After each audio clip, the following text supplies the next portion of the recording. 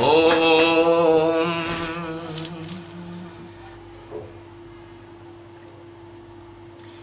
श्री राम जय जय राम। विज्ञान फलदं नित्यं मोक्षेक फल साधनं नमस्कृत्य प्रवक्ष्यामि रामं कृष्णं जगन्मयम्। अब हम श्रीमद् वाल्मीकि रामायण के 14वें सर्ग का दूसरा भाग ले रहे हैं।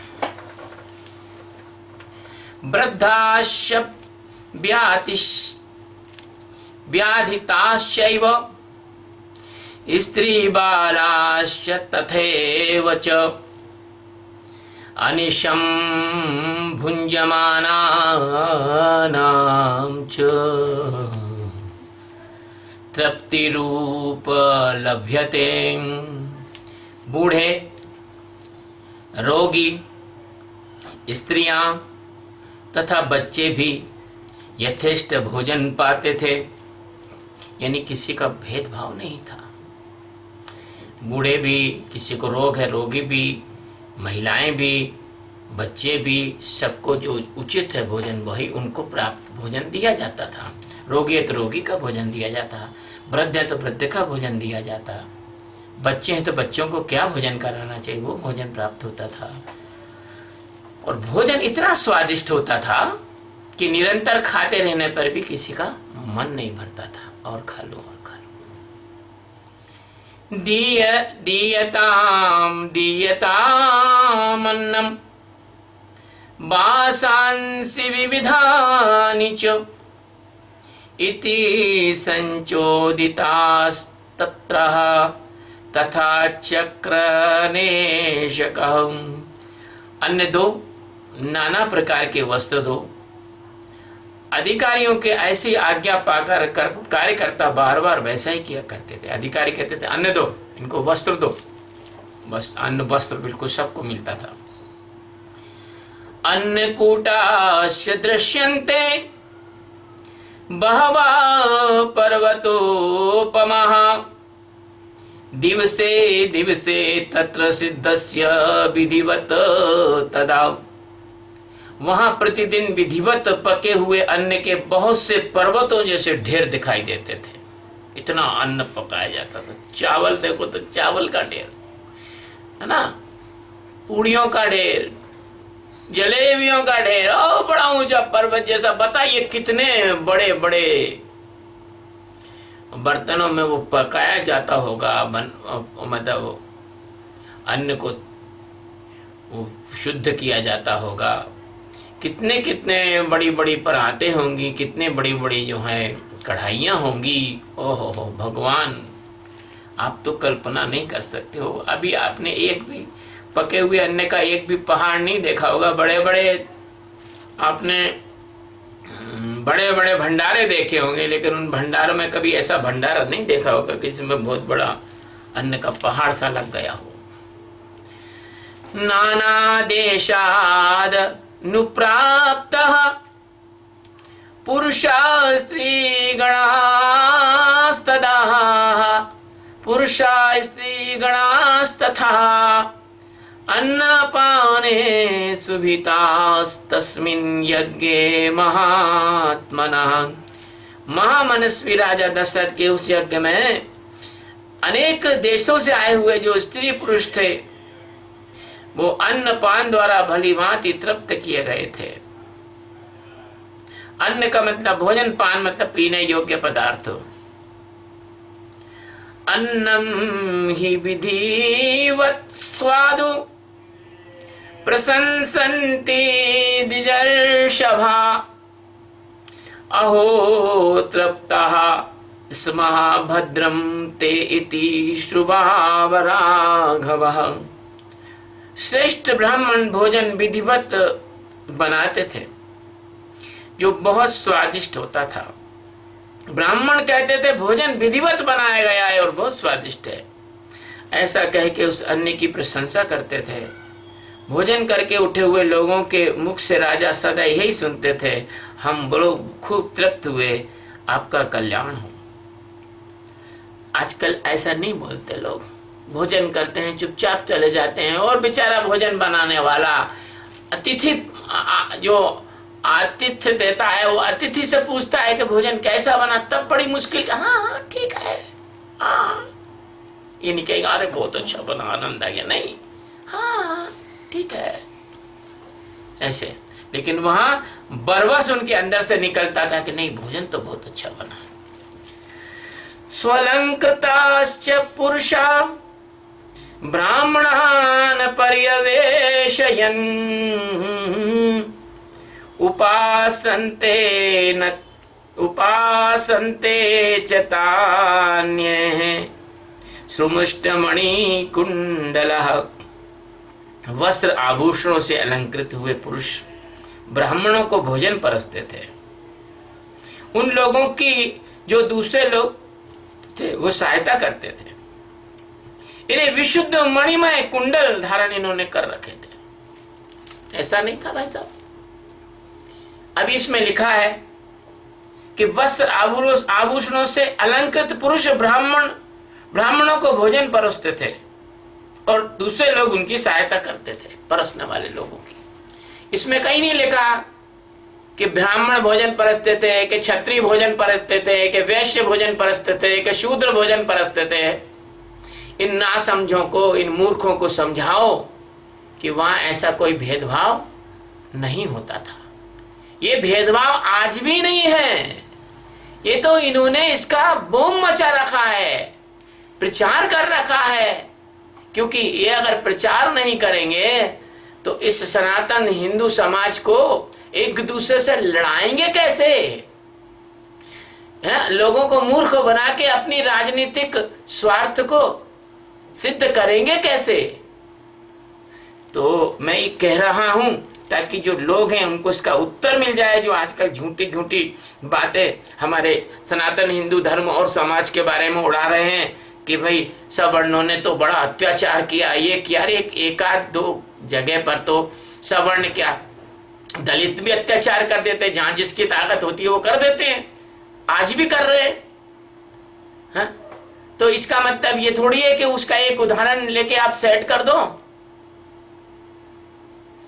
अभी महाराष्ट्र में 2 साधुओं को पीट पीट के मार डाला मिशनरी ईसाइयों ने और इन लोगों ने, कम्युनिस्ट लोगों ने। इसका मतलब ये हुआ कि फिर तो जितने साधु हैं उन पर दलित हो गए, वो तो अत्याचार हो गया, उनको तो सबको सुविधा मिलना चाहिए, विशेषता मिलना चाहिए। ये सब बातें राजनीति के लिए है। हमारे यहाँ ऐसा कुछ भी नहीं होता था। सभी को समानता, सभी को एकसापन, सभी को प्रेम, सभी में समरसता, सभी लोगों को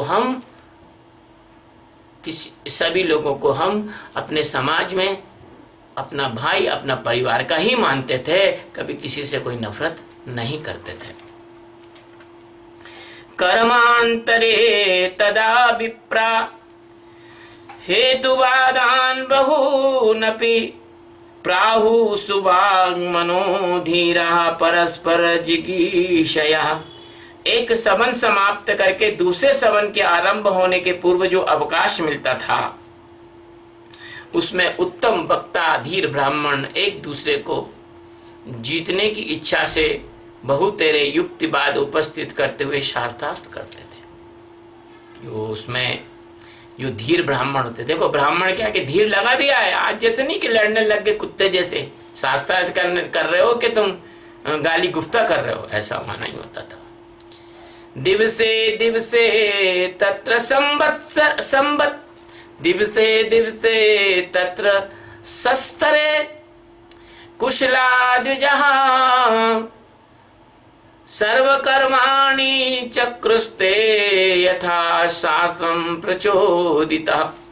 उस यज्ञ में नियुक्त हुए कर्म कुशल ब्राह्मण प्रतिदिन शास्त्र के अनुसार सब कार्यों का संपादन करते थे।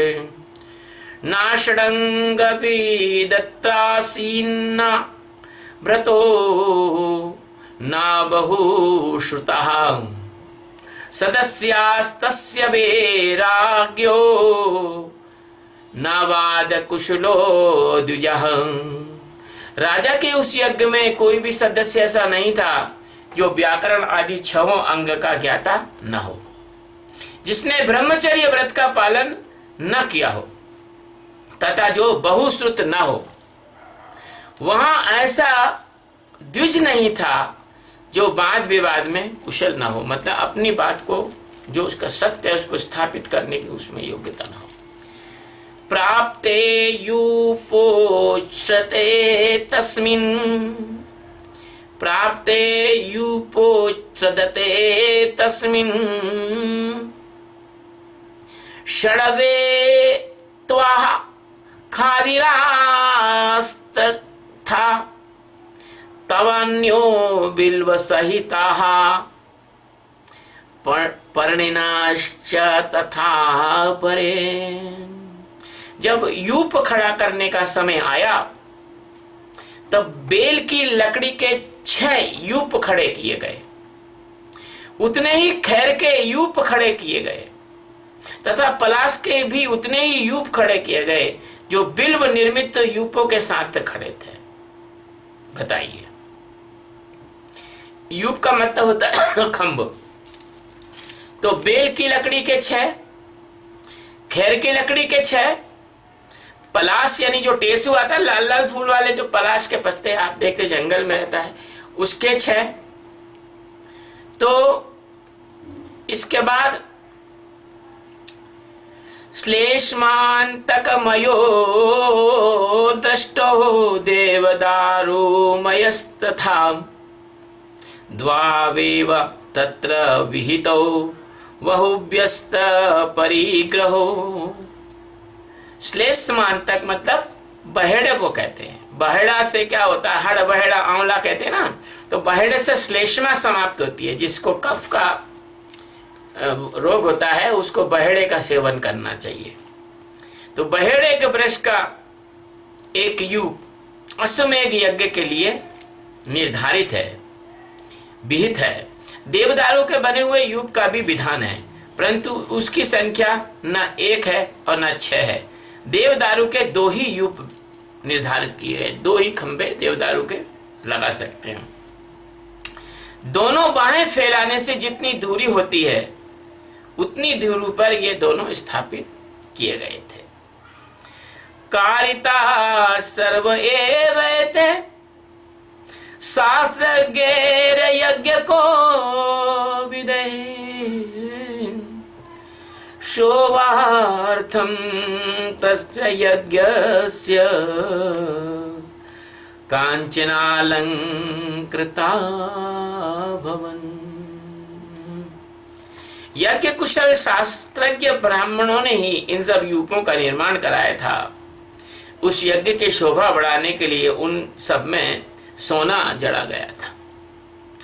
21 यूपास्ते 21 वासोभिरेकविंशद्वीरेकैकं समलंकृता। पूर्वोक्त जो 21 युग थे, 21 युग थे, 21 अरण्य यानी 504 अंगुल ऊंचे बनाए गए थे। 21 अरण्य का मतलब होता है 504। इसमें सूत्र दिया गया है चतुर्विंशत्य उंगलो अतरण्य, अर्थात एक अरण्य 24 अंगुल के बराबर होती है। जैसे अभी आप इंच, सेंटीमीटर, फुट, गज, मीटर ये नापते हैं, उसमें उस समय ये नाप था। कौन सा नाप था? अरण्य का। उन सबको पृथक पृथक 21 कपड़ों से अलंकित किया गया था। वो जो यूप थे उनमें 21 कपड़े लपेटे गए थे। विन्यस्ता विधिवत सर्वे शिल्प भी सुकृता दृढ़ अष्टात्रय सर्वम एवः शलक्षण रूपम मविन्दितः। कारीगरों द्वारा अच्छी तरह से बनाए गए थे और सभी सुदृढ़ यूप विधि पूर्वक स्थापित किए गए थे। वे सब के सब 8 कोणों से सुशोभित थे। उन यूपों में कैसे कोण? 8 कोण थे, अष्टकोणी होते थे। आज भी तो मंदिर देखिए, खंबे देखो, आपको अष्टकोणी मिलेंगे। और जिस मंदिर को तोड़ा गया है और उस तोड़े हुए मंदिर में अगर अष्टकोणी खंबे मिल जाएं तो समझ लो कि ये मंदिर टूटकर दूसरे लोगों ने अपनी उपासना गृह बनाए हैं। अगर इस बात को भारत के न्यायाधीश हमारे शास्त्रों का अध्ययन करें तो वो मंदिर मस्जिद विवादों को चुटकियों में हल कर सकते हैं। लेकिन दुर्भाग्य से उनकी रुचि ही नहीं है इसमें। उनको क्या करना? उनको तो बनी बनाई खीर मिलना चाहिए। 2 वकील खड़े हैं, एक वो प्रमाण दे, वो तो सुनेंगे। अरे भैया, तुम भी तो अध्ययन करो। उनकी आकृति सुंदर और चिकनी थी। आच्छादितास्ते वासोभिः पुण्य पुष्पैर्गन्धेस्य पूजितः सप्तर्षयो दीप्तिमन्तो विराजन्ते यथा दिभिः। उन्हें वस्त्रों से ढक दिया गया था और पुष्प चंदन से उनकी पूजा की गई थी। जैसे आकाश में तेजस्वी सप्तऋषियों की शोभा होती है, उसी प्रकार यज्ञ मंडप में वे दीप्तमान यूप सुशोभित होते थे। इष्टकाश्य यथा न्यायं करितास्य प्रमाणतः चितो अग्निर्वाहे वाहनेस्तत्र कुशले शिल्प कर्मणि। सूत्र ग्रंथों में बताए हुए, देखना ध्यान देना, सूत्र ग्रंथ विशेष प्रकार के जो टेक्नोलॉजी के तकनीकी के यज्ञ कैसे कराया जाए, यज्ञ की गोपनीय चीजों के जो ग्रंथ हैं, जो पुस्तकें हैं, उसको कहते हैं सूत्र ग्रंथों। कई प्रकार के सूत्र ग्रंथ हैं, उनमें बताए हुए। ये सूत्र ग्रंथ कहाँ से आए? आप दिमाग में भी आएगा। ये जो वेद, जो हमारे ऋषि थे, विद्वान ऋषि थे, वेदराम ज्ञान का वेदर्षि जो थे हमारे, उन्होंने अपने अपने सूत्र बनाए। जैसे आपने सुना होगा नारद भक्ति सूत्र, आपने सुना होगा शिव सूत्र, आपने सुना होगा ब्रह्म सूत्र, आपने सुना होगा कल्प सूत्र। ये जो सूत्र बनाए गए थे और उन सूत्र ग्रंथों में बताए हुए ठीक माप से ईंट तैयार करी गई थी। कितने आकार की ईंट होना चाहिए, एक जरा सा भी माइक्रोमीटर भी इधर उधर नहीं। उन ईंटों द्वारा यज्ञ संबंधी शिल्प कर्म में कुशल ब्राह्मणों ने अग्नि का चयन किया था। उन ईंटों द्वारा यज्ञ संबंधी शिल्प कर्म में उन्हीं के द्वारा जो है रचना की गई थी वेदी की। अब आप एक बात सोचेंगे, आपके दिमाग में ये आएगा कि भैया ये क्या जरूरत थी कि तुमने जो है 6 तो देवदारू के ले लिए और 6 आपने बेल के ले लिए और 6 खेर के ले लिए, 6 पलाश के ले लिए, 6 आपने जो है ये मतलब अलग अलग 6 बहेड़े के ले लिए, 2 देवदारू के ले लिए। ऐसे कि ये आपने क्यों किया? आप एक ही तरह की लकड़ी के भी खंबे बना सकते थे ना। इसका भी एक विज्ञान है। अगर कोई इस पर अनुसंधान करे तो इसका भी एक विज्ञान है। देवदारू के जो 2 लगाए थे उसका भी कारण है, बिल्व के 6 लगाए थे उसका भी कारण है, बहेड़े के का 1 लगाया था उसका भी कारण है। क्योंकि जो संक्षेप में यदि मैं बता दूं, ये तरह तरह की जो ऊर्जा है उसको सोखने डाले हैं, ये सोखते हैं, अब्सॉर्ब करते हैं उसको। और जो नकारात्मक तरंगे हैं जो वहां व्यक्ति बैठे आ रहे हैं जा रहे हैं उनके शरीर से निकलने वाली हैं, उनका शमन करते हैं वो, जो आजकल तुम रेडिएशन बोलते हो जिसको। जैसे आप बोलते हो ना कि रेडिएशन थेरेपी होती है कैंसर की, आप बोलते हो कि साहब वो वहाँ मत जाओ, वहाँ एटॉमिक रेडिएशन है, वहाँ वो चेरनोबिल परमाणु दुर्घटना हो गई रूस में, तो वहाँ पर जो है रेडिएशन फैल गए, रेडिएशन फैलने से लोगों को दुष्प्रभाव हो गया, कहीं कोई गैस लीक हो गई, कहीं कुछ हो गया। ये सारी बातों का हमारे ऋषि मुनि बहुत बारीकी से ज्ञान रखते थे। ये तो कुछ भी नहीं बताया, इसकी तो अभी हर चीज के वर्णन करने की क्षमता होती है, नहीं तो इसका एक एक सर्ग एक एक ग्रंथ के बराबर है। एक एक सर्ग पर इतनी मोटी मोटी किताब लिख सकते हो आप, इतना इसमें था। तो संक्षेप में बताया आप लोगों को। अब कलयुग भी चल रहा है, इतना शास्त्र भी ढक गए हैं, उतने उद्घाटित नहीं है। सचिन्त्यो राजसिंहस्य संचितः कुशले द्विजः गरुड़ो रुक्षम पक्षो वै त्रिगुणो अष्टादशात्मकः। राज सिंह महाराज दशरथ के यज्ञ में चैन द्वारा संपादित अग्नि की कर्म कांड कुशल विद्वानों द्वारा, ब्राह्मणों द्वारा शास्त्र विधि के अनुसार स्थापना की गई। अग्नि की स्थापना करना भी बहुत महत्वपूर्ण कर्म है। जब अग्नि की स्थापना की जाती है तो उसमें बकायदा अग्निदेव की स्तुति की जाती है। जैसे एक श्लोक में आपको बोल के बताता हूं। ओम अग्नये सुपथाराये अस्मानि विश्वानि वयुनानि विद्वानः यूयो धस्म जोराणमेनो भूष्टाम नमोक्तिम विधेमः। ये वेद मंत्र है अग्नि के विषय में। तो अग्नि की जो स्थापना की जाती थी वो कुशल कर्मकांड में कुशल ब्राह्मणों द्वारा शास्त्र विधि के अनुसार स्थापना की गई।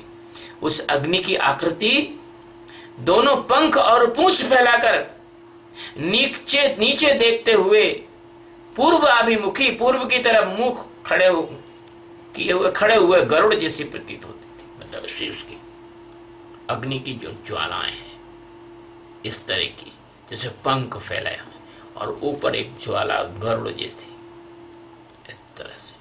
तो यानी अब तो कल्पना भी नहीं कर सकते। आप तो जो यज्ञ हवन करते हैं उसमें कभी ऐसी अग्नि की आकृति नहीं बनती। अभी एक मित्र ने मुझे एक चित्र भेजा था, उसमें एक यज्ञ में भगवान श्री कृष्ण अग्नि में दिखे, ऐसी आकृति बनी जैसे भगवान श्री कृष्ण उस अग्नि में खड़े हो। उस ज्वाला की आकृति ऐसी बनी जैसे श्री कृष्ण भगवान। और उसने भेजा मुझे। अब हो सकता है कि वो फोटोशॉप से भेजा हो, कि भगवान जाने सही हो, लेकिन ऐसा मेरा ही अनुभव है।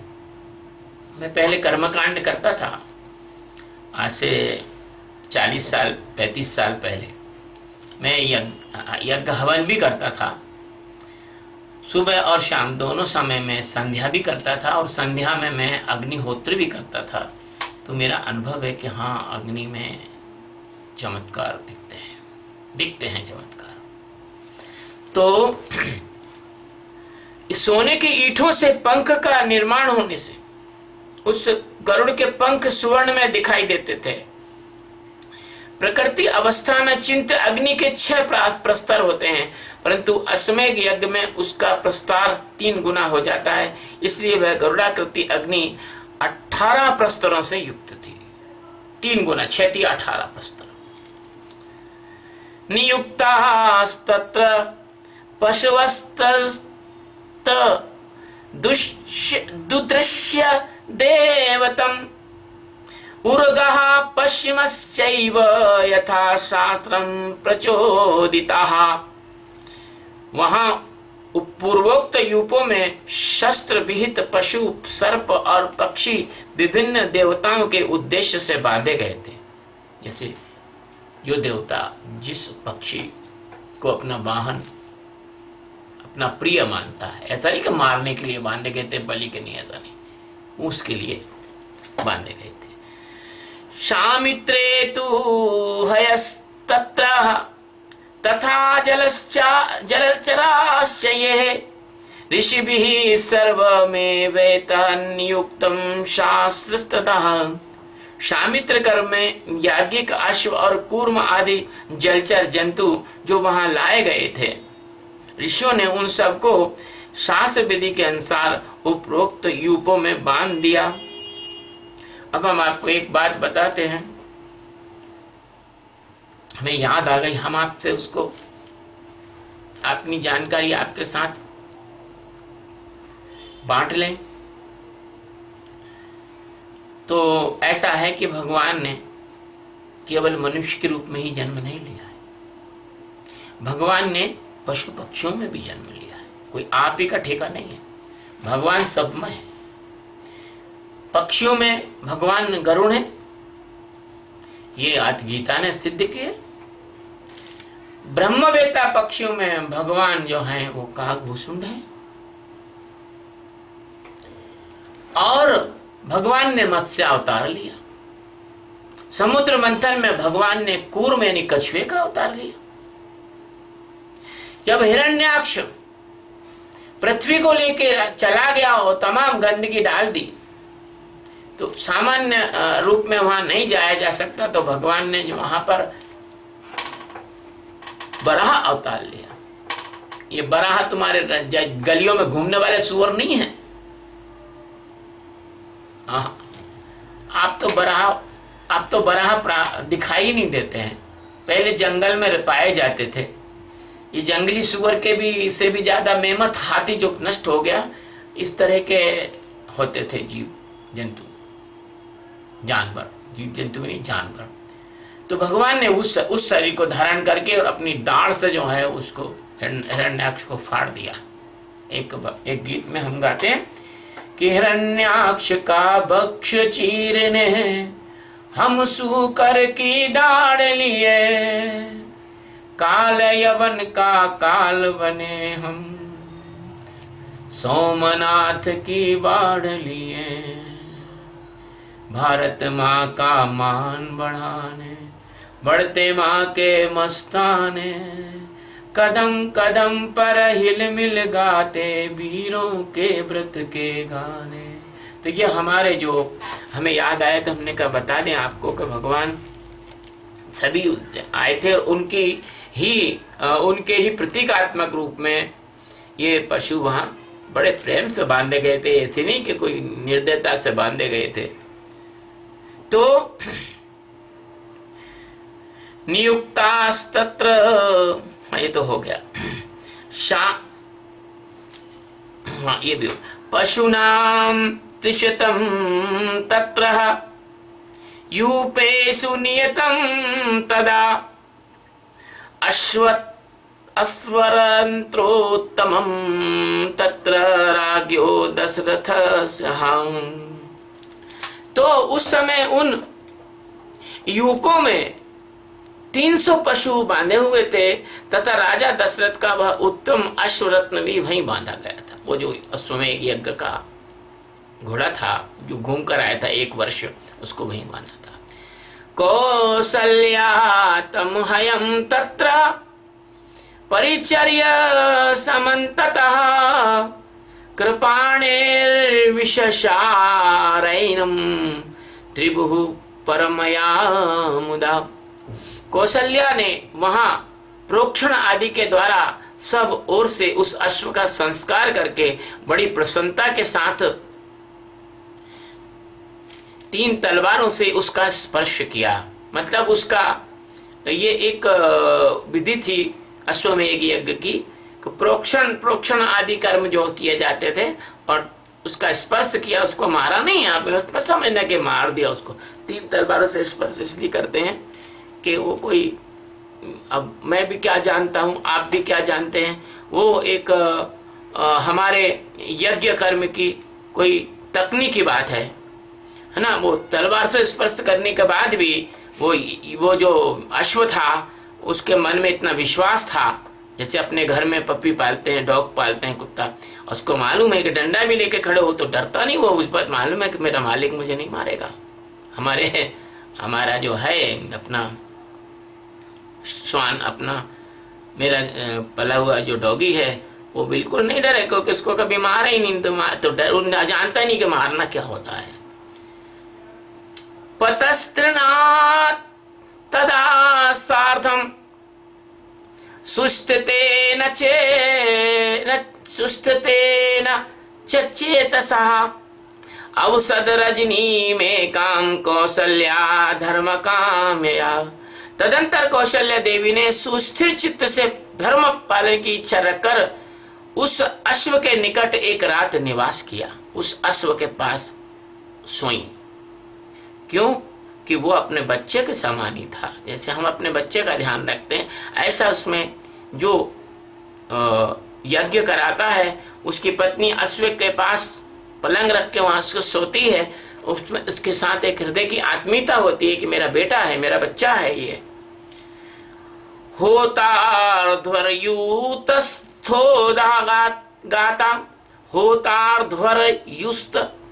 गाता हस्तेन समयोजयन् महिष्या परिवृत्तार्थम बावाताम पराम तथा।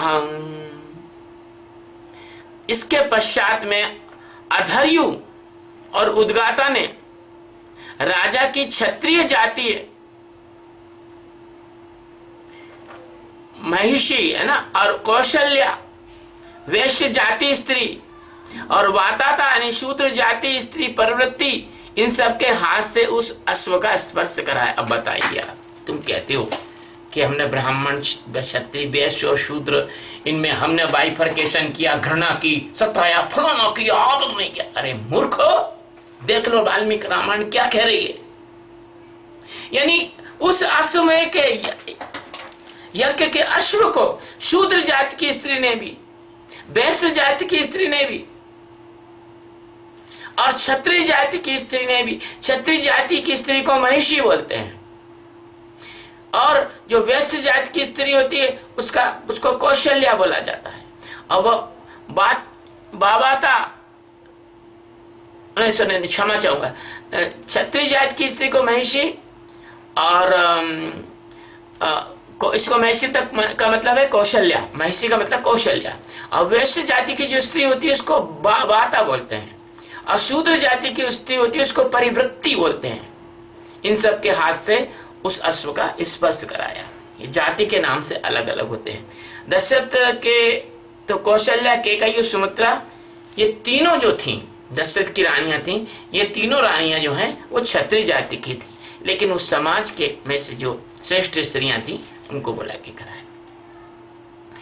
आप सुनिए, बहुत महत्वपूर्ण श्लोक आ रहा है और आपकी आंखें खुल जाएंगी, आपके दिमाग के जाले झड़ जाएंगे। जो कम्युनिस्ट लोग, जो विधर्मी लोग, जो भारत की संस्कृति की निंदा करने वाले लोग हमसे कहते हैं कि तुम तो घोड़ा काट के और उसको हवन करते थे, ऐसा कहते हैं। क्यों? कि उन्होंने जबरदस्ती उन शास्त्रों में वो कचरा भरा तलवार गले पर रख के लिखने वालों के, और उसके वर्जन निकाले और जो मूल था उसको नष्ट किया। लेकिन मेरे जैसा ब्रह्मज्ञानी हंस के समान होता है। जैसे हंस दूध पीता है तो दूध और पानी अलग कर लेता है, दूध पी लेता है, पानी बर्तन में छोड़ देगा। संत हंस पे पान करे परिहरि बारी विकार। मुझे मालूम है कि शास्त्र में क्या सत्य और क्या तुमने भरा है। क्यों? कि ब्रह्मज्ञानी जो होता है वो जानता है, तुम नहीं जान सकते हो। तुम नहीं जान सकते हो कि क्या प्रदूषण भरा है, क्या शुद्ध है। माता बहनें जानती हैं कि चावल में क्या फेंकना है। एक किसी को अनजान आदमी को तो कंकर भी डाल देगा वो, है ना। तो इसके बाद क्या है, पतस्त्रिणस्तस्य बपा मुध्यत्य नियतेन्द्रियः ऋषि क्व परम संपन्ना शपयामास शास्त्रतः। इसके बाद परम चतुर जितेंद्रिय ऋतिक ने विधि पूर्वक अश्वकंद के गूदे को निकालकर शास्त्रोक्त विधि से पकाया। अश्वकंद, जमी कंद, शकरकंद, ये वनस्पति के नाम है भाई साहब। आज भी अश्वकंद होता है, अश्वगंधा, अश्वगंधा नाम की औषधि होती है ना। तो अश्वगंधा के ही समान एक अश्वकंद होता है, तेलिया कंद होता है, बड़ा दुर्लभ कंद है। किसी को तेलिया कंद मिल जाए ओह मुश्किल का काम है, क्योंकि उस कंद के आसपास किंग कोबरा रहते हैं, उसके पास जाने वाले को डस लेते हैं, क्योंकि वो जो तेलिया कंद होता है वो उनके प्राण होते, जैसे चंदन में के आसपास, और इनमें जो चंदन होता है उसके आसपास सर्प उसकी सुगंध लेने के लिए लिपटे रहते हैं। तो ये बड़े दुर्लभ आयुर्वेदिक औषधियां हैं। माफ करना, ये तुम्हारा जो मलमूत्र घुसा हुआ दिमाग है ना, इसको नहीं समझ पाएगा। तुम तो कहते हो दुनिया में कि अब घोड़ा काट के उसका आहुति देते हैं।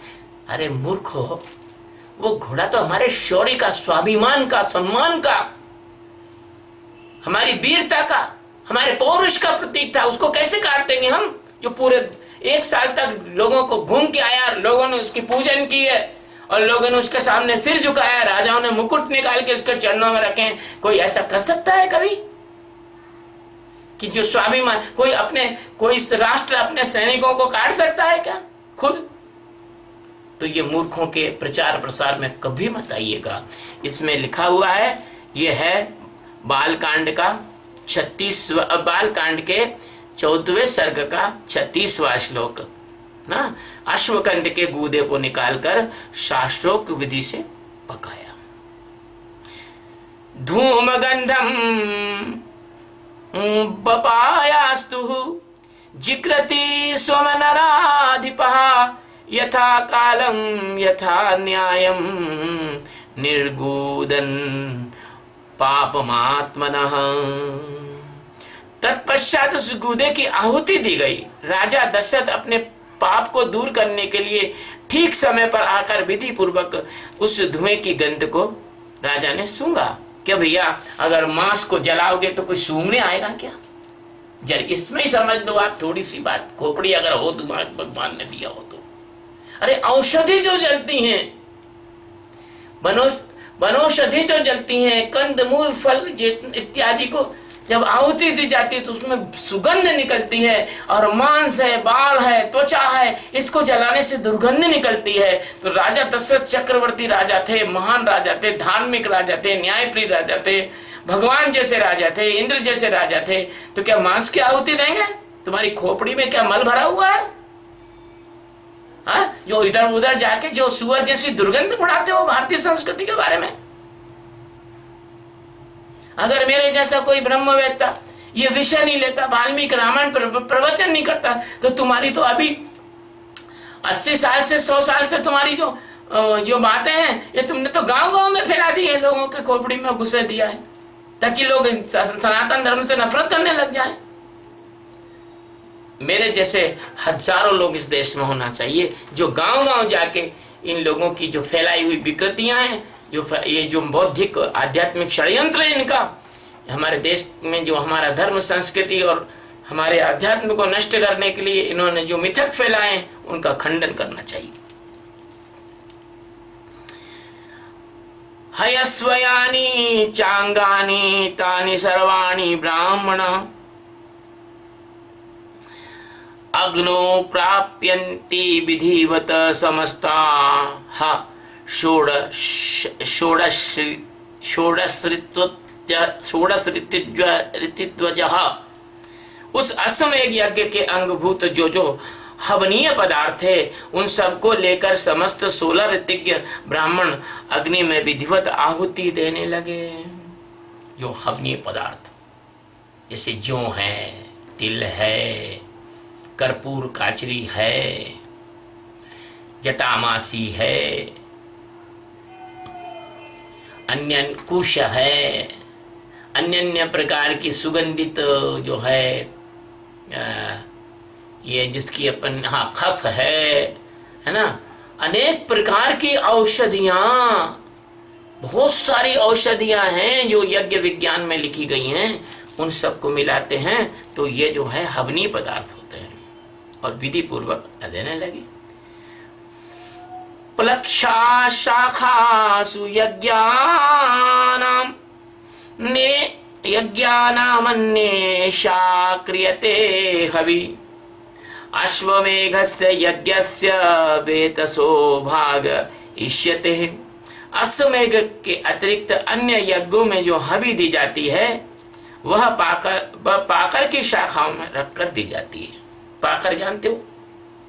पाकर जो है पलक्ष बोलते हैं, मेरे ख्याल से पलाश को ही पाखर बोलते होंगे, है ना, उनमें रख के दी जाती है। परंतु अश्वमेध यज्ञ का जो हविष्य है वो बेत की चटाई पर रखकर देने का नियम है। पलाश की जो धुने बनते हैं वो उस पर रख के भी दी जाती है अन्य यज्ञों में, लेकिन इसमें तो बेत की चटाई बनाई जाती है। अब बेत की चटाई तो आपने देखी ही होगी, बेत्र की चटाई,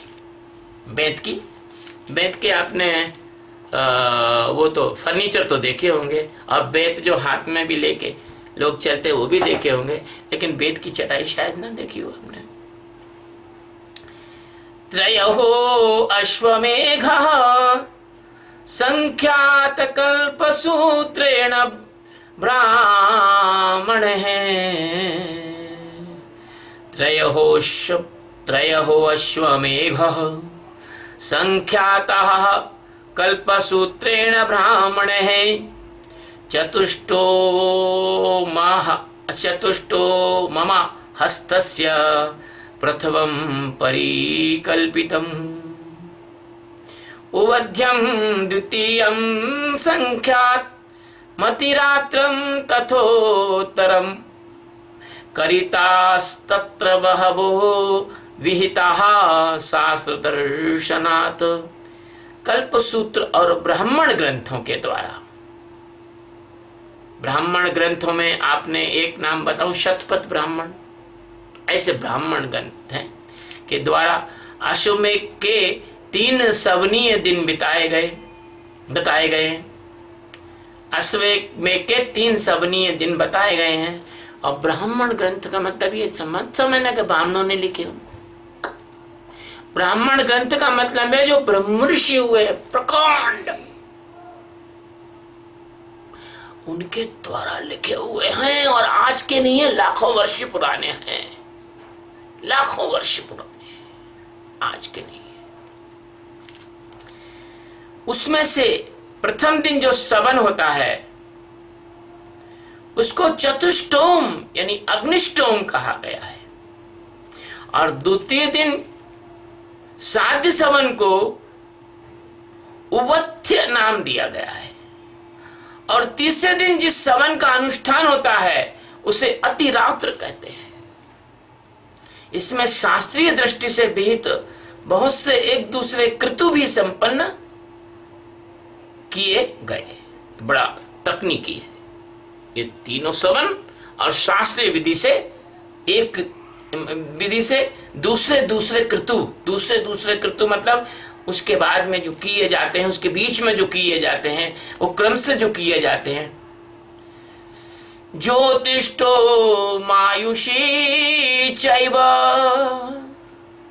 मतिरात्रो च निर्मितो अभिजिद्विश्वाजिच्वेव माप्तोर्यामो महाकृतु।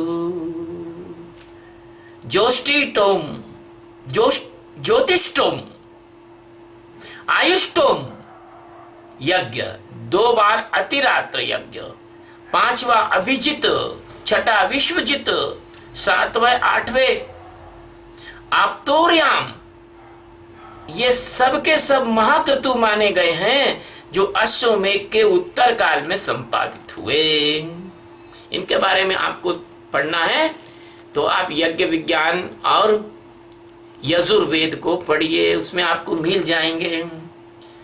प्राची होत्रे ददो राजा दिशं स्वकुलवर्धनः अर्धवर्यवे प्रचीतिं तु ब्रह्मणे दक्षिणादिशम्। अपने कुल की वृद्धि करने वाले राजा दशरथ ने यज्ञ पूर्ण होने पर होता को दक्षिणा के रूप में अयोध्या से पूर्व दिशा का सारा राज्य दे दिया। लो आपको राज्य दे दिया, अयोध्या के पूर्व दिशा को, अवरदु को पश्चिम दिशा का राज्य दे दिया, ब्रह्मा को दक्षिण दिशा का राज्य दे दिया।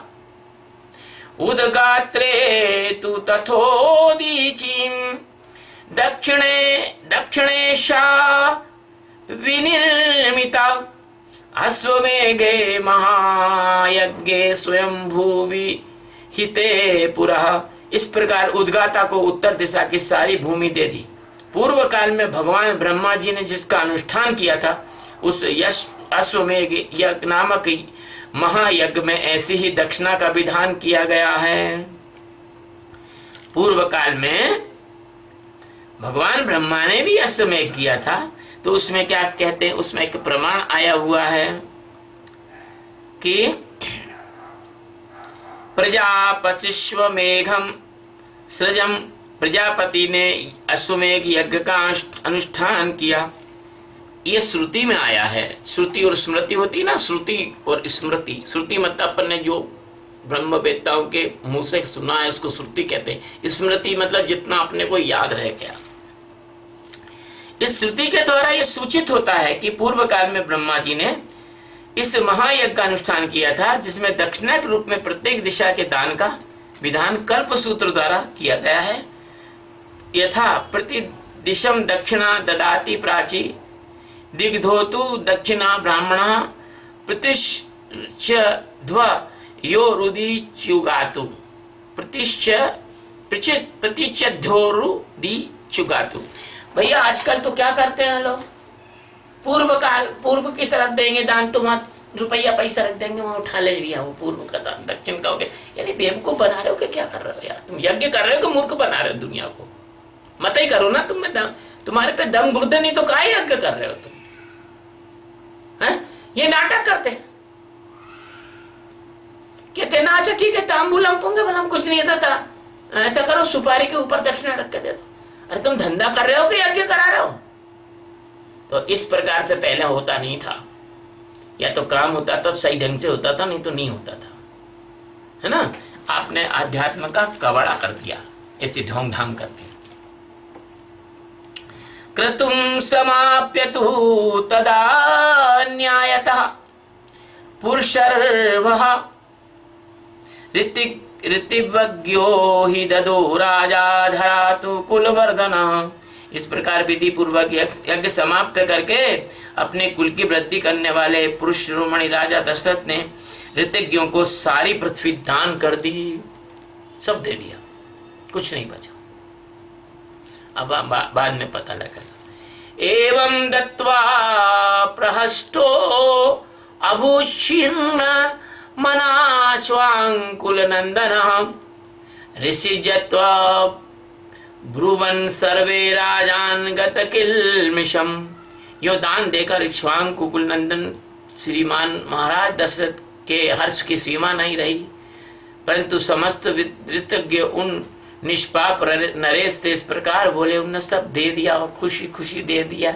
आजकल कुछ देते तो मन में अरे भगवान इन्होंने तो ठग लिया, हमारा तो सब ही ले लिया, हम किधर जाएं, हम तो अब राजा से भिखारी हो गए, ऐसा सोच के और दुखी होते, मूड ऑफ हो जाता उनका। लेकिन दशरथ जी ऐसा नहीं, वो तो उन्होंने तो बिल्कुल एकदम हर्ष की सीमा न रही, प्रसन्न होकर दिया। भवानेव महीं कृत्स्नामेको रक्षतु महर्ति न भूम्या कार्यमस्माकं नहीं शक्ता स्वपालने। तो ऐसे बोले ऋतिज्ञ, बोले क्या बोले, महाराज अकेले आप ही संपूर्ण पृथ्वी की रक्षा करने में समर्थ हैं, हम में इसके पालन करने की शक्ति नहीं है, अतः भूमि से हमारा कोई प्रयोजन नहीं है। आपने हमें दिया, आपकी ये बड़ी महानता है, लेकिन हम इसको लेकर क्या करेंगे। अब तुम किसी को आज के जमाने में 2-5 एकड़ जमीन दे के देखो, वो तुरंत ही ले लेगा, लाओ भैया आश्रम खोलेंगे, खेलेंगे, वो खोलेंगे, करेंगे, गौशाला खोलेंगे, लाओ दे दो। लेकिन वो समय ऋषि मुनि जो थे उनके मन में किसी वस्तु का लोभ नहीं था। क्या आज के साधु संत इस चीज को अपने जीवन में उतारेंगे? क्या नहीं उतारेंगे। एक संत था, उसका पेट नहीं भरा। भारत में उसके 5000 से ऊपर आश्रम और विदेशों में भी आश्रम, फिर भी पेट नहीं भरा। मैं हूं, मेरा केवल एक ही आश्रम है यहाँ इंदौर में, और विदेशों में जो लोग रहते हैं उन्होंने मुझे दिया है, लेकिन वो उन्हीं को ही दे रखा है। तुम ही जानो, तुम्हारा आश्रम जाने, हमें क्या करना। पक्षी पेड़ पर उड़ के बैठ जाता, उसकी रजिस्ट्री नहीं करवाता। ऐसे जो ज्ञानी महात्मा होते हैं उनको किसी जमीन जायदाद आश्रम किसी का उनको लालच नहीं, उसको जीवन चल जाता है, चल जाता है। अभी हमारी बिटिया ब्रिस्बेन में है जो सुन रही है, उसका जो घर है वो उसके हृदय में, यहाँ नहीं, मेरा घर नहीं, मेरे गुरुजी का ही आश्रम है, मेरा घर नहीं है। मेरा बेटा फ्लोरिडा में है, उसने एक नया आश्रम खरीदा, बोले गुरुजी मैं आश्रम खरीद रहा हूं। मेरी बिटिया पोर्टरिको में है और न्यू जर्सी में उससे मकान खरीदा, बोले गुरुजी आपका ही है, लेकिन मुझे मेरा कुछ नहीं, मैं तो मेरे शरीर में रह रहा हूँ, यही मेरा आश्रम है, और ये भी टेम्परेरी आश्रम है। एक दिन मैं इस आश्रम को भी छोड़ दूंगा, मुझे किसी से कुछ नहीं चाहिए। ऐसा उन्होंने कहा कि हमें भूमि से कोई प्रयोजन नहीं है। ऐसे ऋषि मुनियों को मैं प्रणाम करता हूँ। रतः स्वाध्याय करणे वयं नित्यं हि भूमिप निष्क्रियं किंच देवेह प्रयच्छुच्छतु भवानिति।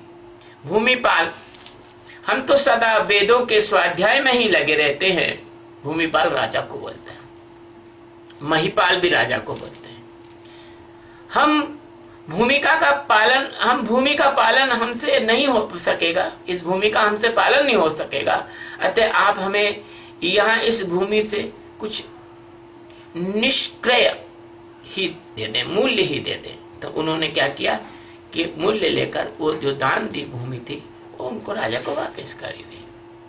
मणिरत्नम सुवर्णम वा गावो यद्धा समुद्धतम तत प्रयच्छ नपश्रेष्ठ धरण्या न प्रयोजनम।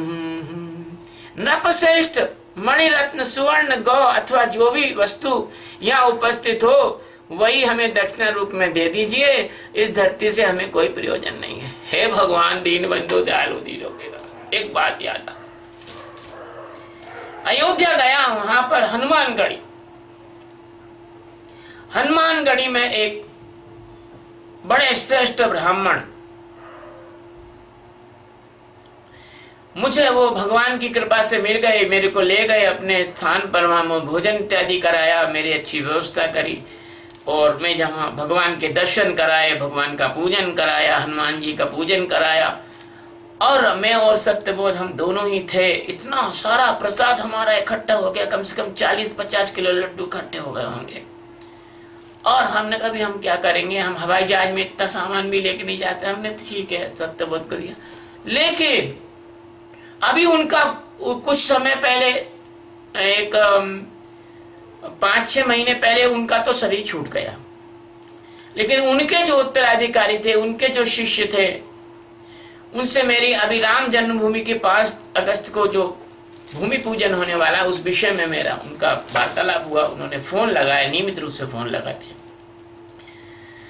मेरे मुंह से निकल गया कि अच्छा मैं भैया ऐसा है कि मैं अयोध्या में एक भगवान का के सेवा में आश्रम बनाना चाहता हूँ, आपका क्या कहना है, कहीं जमीन मिल जाएगी क्या? उन्होंने कहा महाराज कैसी बात कर रहे हो, हमारा जो आश्रम है, हमारी जो जमीनें वो आपकी ही है। हनुमानगढ़ी के पास जो जमीन है उसमें से जो जितनी जमीन चाहो आप ले लो। आश्रम बनाया, हमारा आश्रम ही आपका है। बताइए, अब मुझ जैसे व्यक्ति को कहाँ आश्रम बनाने की जरूरत है? मैं बद्रीनाथ जाता हूँ तो वहां मेरे आश्रम, मेरे संतों के आश्रम, वो मेरे ही आश्रम है, बस यही कहते हैं।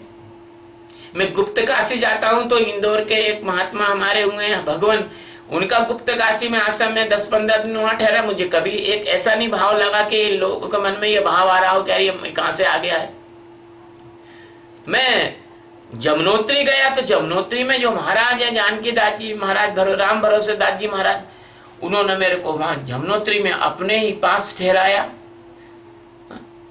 मैं जो है अपने केदारनाथ गया तो गरुड़ चट्टी में भगवान महाराज है, उन्होंने मेरे को बिल्कुल कहा नहीं यहीं रुक जाओ, तुम जाने की जरूरत नहीं है ना। मैं रामेश्वर में गया तो रामेश्वर में गुजरातियों की धर्मशाला है, उनके जो बड़े ट्रस्टी हैं, अध्यक्ष है, उन्होंने कहा नहीं महाराज तुम तो यहीं रहो। अरे हम तो पक्षी हैं, तो जहां उड़ के बैठ जाएंगे वही हमारी जगह है। अभी तो कम बताया, और भी बहुत सारे उदाहरण हैं। तो कहने का तात्पर्य है कि उन्होंने कहा भाई अब तो हमको इसका निष्क्रिय मूल्य दे दो और धरती से हमको कोई प्रयोजन नहीं है। तो नृपश्रेष्ठ ने मणि रत्न सुवर्ण गो अथवा जो भी वस्तु उपस्थित हो वो दे दो। एवं मुक्तो नरपति ब्राह्मणे वेद पार गहे गवा शतसहस्राणि दशतेभ्यो ददो नपः 10 कोटिं स्वर्णस्य रजतस्य चतुर्गुणम्। वेद के पारगामी ब्राह्मण विद्वान ब्राह्मणों के ऐसा कहने पर राजा ने उन्हें 10 लाख गौएं प्रदान की। 10 लाख गायें, अपने पास तो 10 भी नहीं है।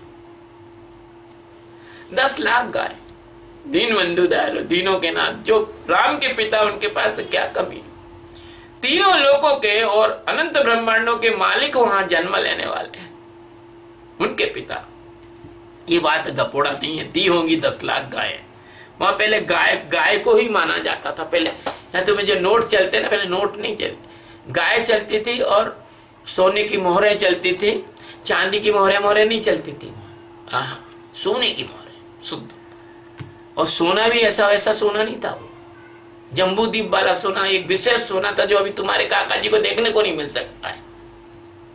वो कभी खराब, सोना चांदी ऐसा था कि कभी खराब नहीं होता था। वो कभी तुम देखा नहीं होगा तुमने वो। और 10 करोड़ स्वर्ण मुद्रा और उससे 4 रजत मुद्रा अर्पित की। ऋतित्वजस्तु ततः सर्वे प्रददु सहिता बसु ऋष्यशृंगाय मुनिये वसिष्ठाय च धीमते। तब उस समस्त ऋतित्वजों ने एक साथ होकर वह सारा धन मुनिवर ऋष्य संग और बुद्धिमान वशिष्ठ को सौंप दिया। धन्य हो ऋषियो, धन्य हो, धन्य। उन्होंने नहीं रखा। देखो कितने निर्लोभ हमारे संत थे और आज कितने लालची। 10 रुपए भी कोई दक्षिणा दे तो झट से खीसे में डाल लेते हैं। मैं कहीं भी जाता हूं तो पैसा कोई देता है तो मैं हाथ नहीं लगाता हूं, सीधा वो पैसा आता है उसको कहीं गौ माता की सेवा में, तो जो आवारा पशु बेचारे कुत्ते हैं भूखों मर रहे हैं उनकी सेवा में, या किसी गरीब अनाथ बच्चे की सेवा में, या किसी व्यक्ति का औषधि दवाई वस्त्र की सेवा में, उसमें दे देता हूं, मैं नहीं लेता हूं। ऐसे वो महापुरुष थे, उन्होंने वशिष्ठ जी को और ऋष्यशृंग को सौंप दिया। ततस्ते न्यायतः कृत्वा प्रविभागं द्विजेतमः सुप्रीतमनसा सर्वे प्रत्युचुर्मुदितावशम्। इसके बाद तदंतर उन दोनों महर्षियों के सहयोग से उस धन का न्याय पूर्वक बंटवारा करके और वे सभी श्रेष्ठ ब्राह्मण मन ही मन प्रसन्न हुए। उनने भी नहीं रखा, ऋष्यशृंग ने भी नहीं रखा और वशिष्ठ ने भी रखा। उन्होंने न्याय पूर्वक सबको उसको बांट दिया और बोले महाराज इस दक्षिणा से हम लोग संतुष्ट हैं।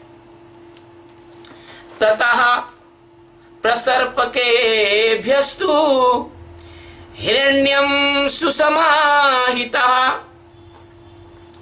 जाम्बूनदं कोटि संख्यम ब्राह्मणेभ्यो ददो तदा। अभी मैं जो चर्चा कर रहा था ना आपसे वो यही हुई कि इसके बाद एकाग्रचित्त होकर राजा दशरथ ने अभ्यागत ब्राह्मणों को 1 करोड़ जाम्बू नद स्वर्ण की मुद्राएं भेंट की। जाम्बू नद स्वर्ण कह रहा था मैं, जम्मू काला स्वर्ण, इसको जाम्बू नद बोलते हैं।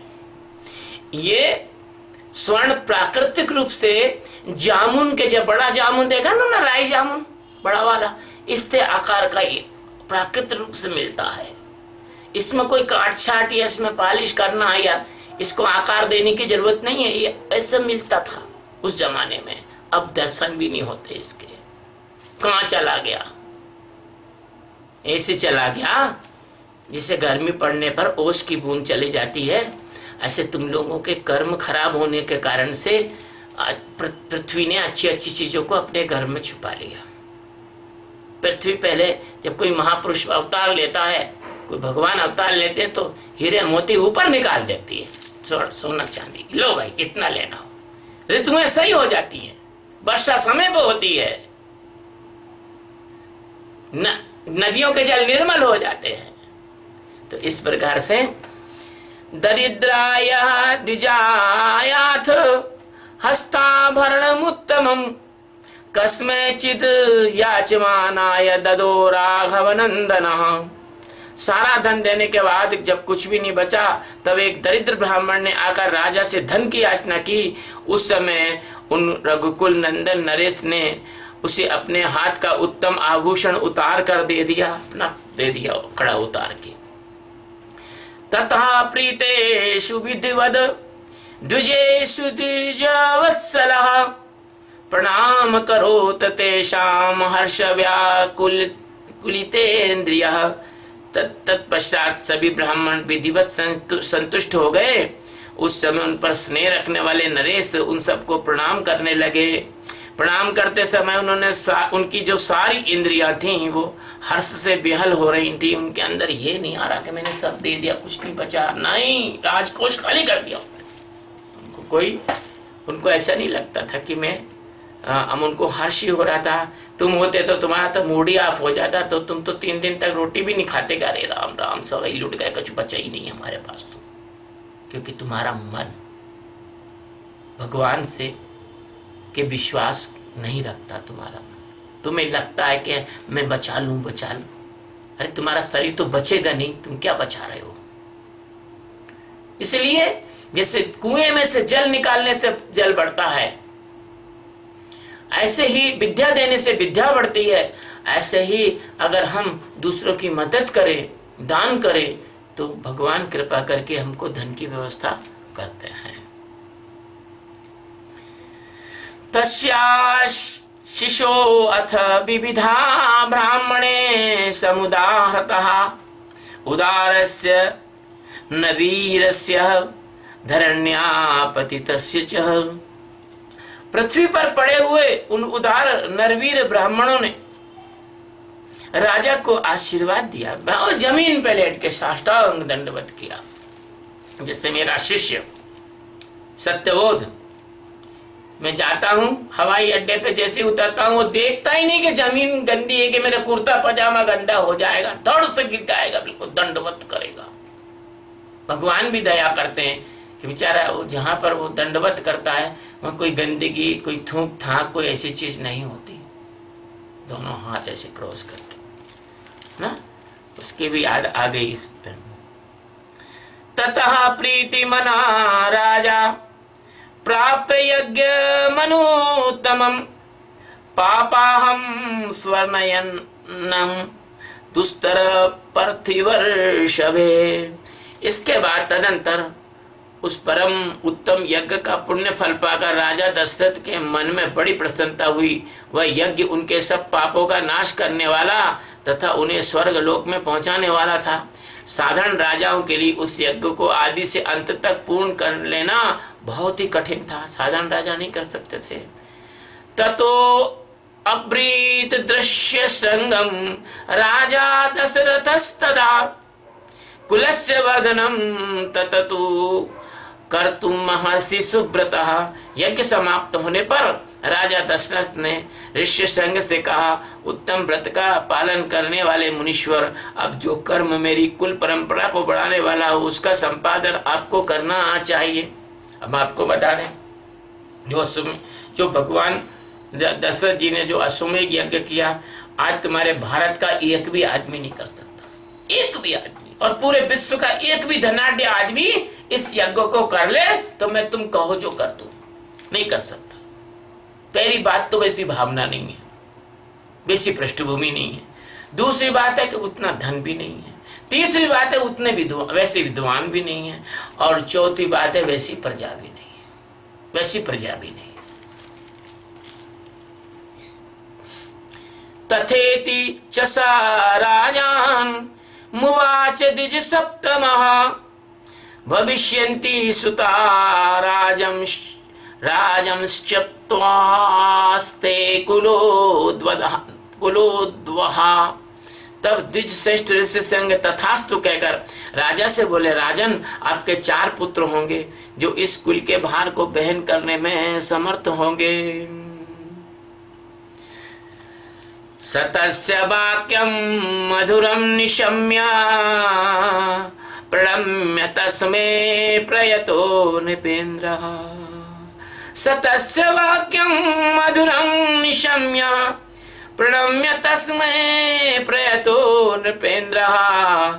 जगामहर्षं परमं महात्मा क्रमश श्रृंगं पुनरप्युवाच।